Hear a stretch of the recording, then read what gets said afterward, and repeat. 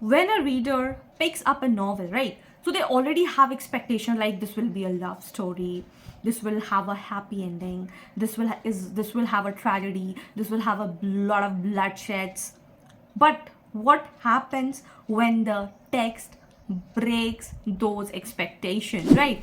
So that moment when literature surprises you, challenges you, or shocks the reader is the key idea behind the theory of Hans Robert Jauss. And this is called, the idea is called especially the horizon of expectation. We keep on expecting a lot of things, right? So today we are going to talk about none other than H.R. Jauss. So without any delay, let's get started. And hey, all the future assistant professors, welcome back to English by Pooja, wherein we simplify the complex idea into simpler form, and we are ready to crack UGC NET JRF. So the very first thing is that who was Hans Robert Jauss? So he was a German literary critic and one of the founders of the reception theory. He also worked at University of Konza along with the Wolfgang Iser. And Jauss shifted the focus of literary studies from text to the reader and the historical context. So you have to be very particular about what Wolfgang Iser was to say, what Stanley Fish has to say, and you have to be very particular about that. So he believed that literature should be studied based on how readers receive it over time. Okay.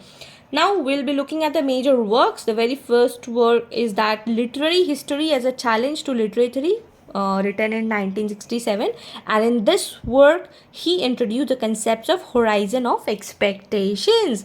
And what expectations always hurt, right or wrong?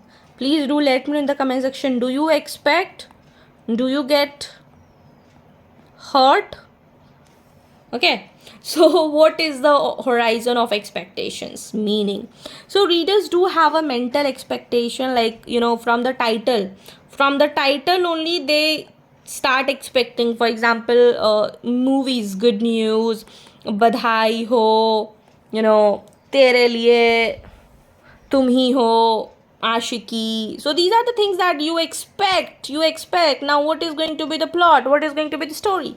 So the set of expectation that reader brings to a text, it is shaped by what? It is shaped by previous reading experience, your cultural background, your social values, your literary conventions. So the reader read a text, they don't start from zero, but they already have a mental framework. And this is very important. Please kindly take a screenshot of it, because these are the only statement you are going to get in the examination in the long format for 4 lines, and these one word will change the entire, and that will help you in the elimination also. Okay, now I'll give you one real life example. I love it. Example, you are watching a Bollywood movie. What do you expect? Songs, 6 to 7 minute short songs, romance, full on nudity, sex, and whatnot. Emotional drama, that it will, from 2 hour to extend to 2:30 or even 3 hours sometimes. So this is your expectations of horizon, right? So now imagine the film ending without a happy ending. You feel shocked that I wanted a happy ending in Ashiki movie, but no, it did not. So why? Because the film broke your horizon of expectations, right? Now I'll give you the literary example. Again, the novel Pride and Prejudice by Jane Austen. Reader expected what? There will be a lot of romance, there will be a lot of marriages, there will be a lot of social drama. But the novel mostly fulfills expectations. Yeah, it does fulfill expectation, but also challenges them through irony and the character development. Because when you will read in the later, you will see a lot of development on it, right? For another example, Waiting for Godot, everybody must have read, by Samuel Beckett. What does reader expects? They expected a clear story, a resolution, but the play gives no clear plot, no conclusion, and no meaning, and that is why we say it as a what? Absurd play, right? So this breaks the horizon of expectation and creates a new kind of literary experiences. Now, what is that changing horizon over time? Jauss also said that horizon of expectations changes over time, as we do have changes our mentality. A text that shocked readers in the past may feel normal today, right? For example, I'll give you for example, James Joyce Ulysses, right? Earlier it was what? It was banned. It was banned. But today we love it as what? We love it as a classics, right? So when reader exceeds the horizon of expectation, then only we say it is a classic. So for example, every reader found modernist text difficult, but today readers are more familiar with the experimental writing. So meaning is not fixed, it changes with the historical context, how you have aligned that text, that book, that story, that movie, that short story. So this is about you. So now I'll give you the important differences between that.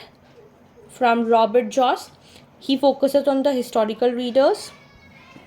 Changing interpretation over times and collective representations. If you talk about the Wolfgang Iser, he focuses on individual reading process, implied reader, and interaction between text and reader. Now, in short, if you talk about Jauss, history plus audience. If you talk about Iser, text plus reader interaction. What are the key ideas we talked about? That literature becomes meaningful through the reader's expectations and the historical repressions. And a great work of literature is one that changes. It is only considered as a great work of literature when it changes or expands the reader's horizon, and that is why we say it as a classics, right? Now, UGC NET important facts. What you have to remember: horizon of expectations were given. Hans Robert Jauss. What is a major work? Literary history as a challenges to literary theory. It is associated with reception theory. Now, the PYQs. Horizon of expectations is a concept introduced by none other than Jauss. The idea of literary meaning gives over based on the reader's expectations is associated with receptions theory. Now, quick revision. Hans Robert Jauss, horizon of expectation. Reader's expectations shape meaning over time. Meaning changes over time, and reception theory. So today we learned that reading is not just about, understanding a text, but it is more of how our expectations interact with the text, right? So, and when literature challenges those expectations, it creates new meaning and deeper understanding, and that's the idea of horizon of expectation. So I hope you understand this lecture very nicely, and if you have any doubt, do let me know in the comment section. Till then, keep learning, keep shining, and yes, if you found this video helpful, do not forget to like, share with your friend, those who are preparing for UGC NET. And if you're new to this channel, do not forget to subscribe. Till then, keep learning, keep shining. Bye-bye.